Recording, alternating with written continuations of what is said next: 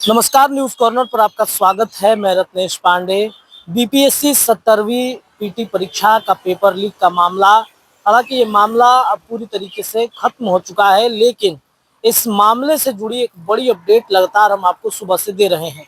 हमने आपको बताया कि कैसे 17वीं पीटी परीक्षा में जो पेपर लीक हुआ था और जिस पेपर लीक को लेकर के तमाम जो पटना के कोचिंग के संचालक थे या फिर छात्र पटना के गर्दनी बाग में बैठे हुए थे, इसके अलावा बीपीएससी दफ्तर का घेराव किया, उन सभी शिक्षकों को और छात्र नेता दिलीप कुमार को टारगेट करके उनको नोटिस भेजा गया है।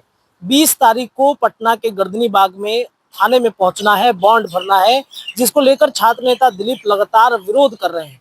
छात्र नेता दिलीप से जब हमने बातचीत की थी सुबह में, तो उन्होंने कहा कि जिस आंदोलन में मैं हिस्सा में नहीं रहा, उस आंदोलन में मुझे जबरन दोषी बनाया जा रहा है और 5 लाख का बॉन्ड हम कहां से भरेंगे, इतने पैसे तो है नहीं, हम छात्रों की लड़ाई लड़ते हैं। छात्र नेता दिलीप ने एक वीडियो जारी किया है, इस वीडियो को आप सुनिए। इस वीडियो को सुनने के बाद जो कुछ भी प्रकरण है वो बता रहे हैं।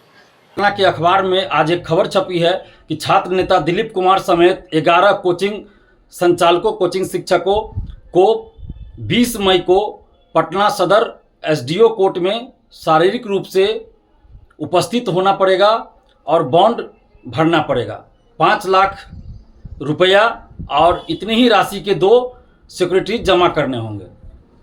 17वीं बीपीएससी री एग्जाम को लेकर जो आंदोलन चल रहा था उससे संबंधित है ये, और उसी अखबार में ये जिक्र है कि 28 फरवरी को ये एफआईआर दर्ज किया गया था। और आश्चर्य की बात यह है कि हम 18 और 19 दिसंबर को ही आंदोलन में थे गर्दनी बाग में, धरना स्थल पर।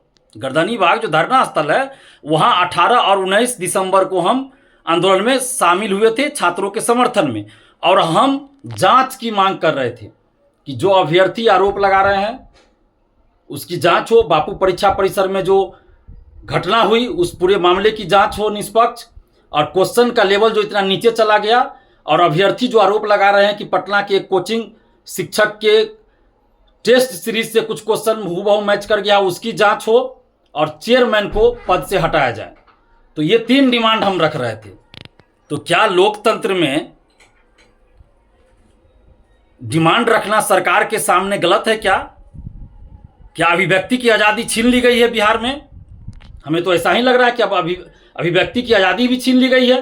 ये हमारा मौलिक अधिकार है और हमसे अब मौलिक अधिकार छीना जा रहा है बिहार में। जब आंदोलन में हम 2 दिन ही थे और हमने कहीं हिंसा की बात नहीं किया, तो हमारे ऊपर यह अफवाह फैलाने का आरोप कैसे लगाया जा रहा है? और बीपीएससी ऑफिस का घेराव करने, सड़क जाम करने का आरोप हमारे ऊपर लगाया जा रहा है, जबकि हम गर्दनी बाग धरना स्थल पर थे सिर्फ। और जब जब सड़क पे प्रदर्शन हुआ था तो हम तो पटना में थे भी नहीं उस समय। ये सबको पता है कि हम आंदोलन से 2 दिन के बाद हट गए थे।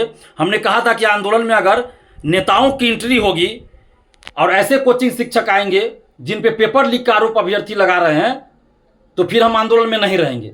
और 19 तारीख की शाम से जब नेताओं को बुलाया जाने लगा आंदोलन में, तो हम वहाँ से हट गए थे, और उसके बाद तो फिर हम गर्दनी बाग आंदोलन में गए भी नहीं। तो फिर हमारे ऊपर ये कैसा आरोप लगाया जा रहा है और बॉन्ड भरवाया जा रहा है 5 लाख रुपया, और इसके अलावे इतनी ही राशि के समान राशि के 2 सिक्योरिटी जमा करने होंगे, और 1 साल तक के लिए यह है। मतलब 1 साल तक दिलीप कुमार चुप रहे, कुछ नहीं बोले। अक्टूबर नवंबर में चुनाव है और इस दरमियान कई बहालियां आनी है, वैकेंसी आनी है, और कई परीक्षाएं होनी है। 17वीं का भी मेंस का रिजल्ट आना है, 71वीं का वैकेंसी आना है, टीआरई 4 की वैकेंसी आनी है, बीएसएससी द्वितीय इंटर स्तरीय की परीक्षा होनी है, लाइब्रेरियन की बहाली आनी है, सीजीएल 4 की बहाली आनी है, दरोगा की बहाली आनी है। तो यानी कि दिलीप कुमार चुप रहे, कुछ ना बोले, और ये जो परीक्षा माफिया है ये लोग आसानी से अपना खेल खेलते रहे। और आश्चर्य की बात है कि जो कोचिंग शिक्षक पटना के गर्दनी बाग धरना स्थल पर जाकर नौटंकी किए थे 3 दिन फरवरी में और 1 दिन दिसंबर में, और 1000 करोड़ रुपए के घोटाला की बात किए थे कि 17वीं बीपीएससी में 1000 रुपए का घोटाला हुआ है, किस अधिकारी के खाते में, किस कंपनी में, किस अधिकारी की पत्नी के खाते में पैसा गया है, वो सारी जानकारी उनके पास है। उस कोचिंग शिक्षक पे कोई एफआईआर दर्ज नहीं हुआ, उस कोचिंग शिक्षक से कोई पूछताछ नहीं हुई। क्यों भाई? तो क्या उसी कोचिंग शिक्षक के इशारे पे अब प्रशासन काम कर रही है? क्या चल रहा है बिहार में? क्या बिहार में लोकतंत्र नहीं बचा? बिहार में तानाशाही आ गई, हिटलरशाही है बिहार में।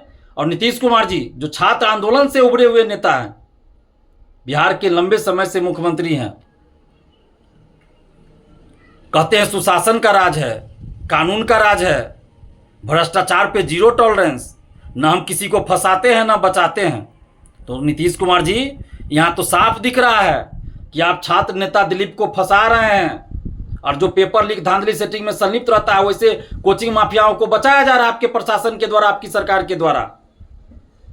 अरे 5 लाख रुपया बेरोजगारों की लड़ाई हम लड़ते हैं, और हमारे ऊपर, हम खुद बेरोजगार, हमारे ऊपर 5 लाख रुपया जमा करना और इतनी ही राशि के 2 सिक्योरिटी जमा करना, यानी 15 लाख के आसपास हो जाता है। तो आप सोचिए कि किस तरह से बिहार में छात्र युवाओं के साथ जो लगातार अन्याय हो रहा है। क्या पेपर लीक बिहार में नहीं हुआ है? 67वीं बीपीएससी पेपर लीक हुआ। हमने मुख्यमंत्री जी आपको ही क्वेश्चन भेजा था, सीएमओ को भेजा था क्वेश्चन, आपने खुद संज्ञान लिया और परीक्षा रद्द हुई थी 67वीं, डीएसपी तक गिरफ्तार हुए थे। और उसी में जांच में ये बात आई थी कि बीपीएससी ऑफिस से बाहर ले जाकर वो मार्कशीट रंगा जाता है, मेंस की कॉपियां लिखी जाती है, और कई अधिकारियों पे जांच चल रही है। बीपीएससी टीआरई 3 का पेपर लीक हुआ, परीक्षा रद्द करनी पड़ी थी। तो क्या पेपर लीक नहीं होता है बीपीएससी में? ये तो छुपी बात नहीं है किसी से, पेपर लीक तो होता आया है बीपीएससी में भी, या अन्य परीक्षाओं का भी। तो पेपर लीक में संलिप्त बड़े बड़े कोचिंग माफियाओं को जेल में भेजने की हम मांग करते हैं, कार्रवाई करने की मांग करते हैं, तो हमारे ऊपर ही कार्रवाई की जाती है। और जिस चीज में हम शामिल नहीं है उसमें हमारा नाम घसीटकर, जानबूझकर हमारा मुंह बंद करने का प्रयास किया जा रहा है। हमें मानसिक रूप से और आर्थिक रूप से प्रताड़ित करने की कोशिश की जा रही है। ये आर्थिक रूप से प्रताड़ित करना ही हुआ ना। 5 लाख रुपया हम कहां से देंगे? और सरकार, सबसे पहले सरकार बॉन्ड भरे कि आगे जो भी परीक्षा होगी किसी का पेपर लीक नहीं होगा, किसी में धांधली सेटिंग नहीं होगी। सरकार भरे बॉन्ड, हम लोगों से बॉन्ड भरवाया जाएगा। हमने तो कई बार पेपर लीक को उजागर किया है, पुलिस की मदद किया, आर्थिक अपराध इकाई को परीक्षा से पहले सूचना दिया है और उस पर कार्रवाई भी हुई है। नीतीश कुमार जी आप देखिए कि आपकी सरकार में क्या हो रहा है। कुछ अधिकारी, कुछ नेता क्या कर रहे हैं, लोकतंत्र का मजाक बना रहे हैं, आपके सुशासन का राज जो आप कहते हैं उसका मजाक बना रहे हैं। छात्र हित में हम पहले भी लड़े हैं, 2015-16 से लड़े हैं और आगे भी लड़ते रहेंगे। सरकार को, प्रशासन को हमारे ऊपर जो कार्रवाई करनी हो करे, लेकिन हम लोकतांत्रिक तरीके से मौलिक अधिकारियों का प्रयोग करते हुए छात्र हित में आवाज बुलंद करते रहेंगे। तो आपने दिलीप कुमार को सुना कैसे उन्होंने पूरे तरीके से इस पूरे मामले को खारिज कर रहे हैं। आपको क्या लगता है? अपनी राय कमेंट में रखिए। जुड़े रहिए न्यूज़ कॉर्नर पर। बहुत बहुत धन्यवाद।